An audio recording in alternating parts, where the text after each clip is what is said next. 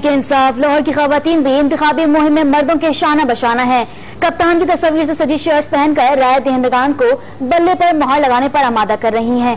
मजीद बता रहे हैं डॉन न्यूज के नुमाइंदे अली वकार बताइएगा, खवातीन इंतखाबी मुहिम किस तरह चला रही हैं?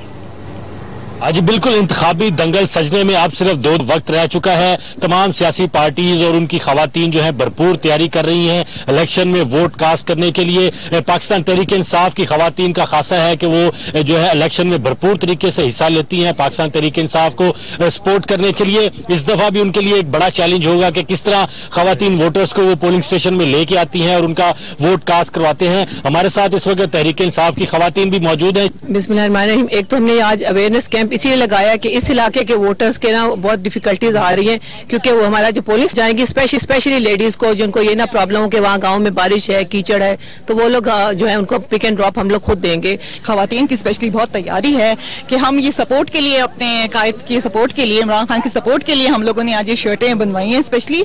बिल्कुल आपने सुनी इनकी बात। ये जो हल्का है NA 131 का हल्का है, पोश इलाका ये कहलाया जाता है। यहाँ पर खवातीन को जो है पोलिंग स्टेशन कहा जा रहा है कि एक गाँव में बना दिया गया है, इसलिए उनको वहां पर ले जाने के लिए जो तैयारियां हैं उनको भी हतमी शक्ल दे दी गई है। ट्रांसपोर्ट का इंतजाम किया गया है खवातीन वोटर्स को उनके घरों से पोलिंग स्टेशन तक ले जाने के लिए।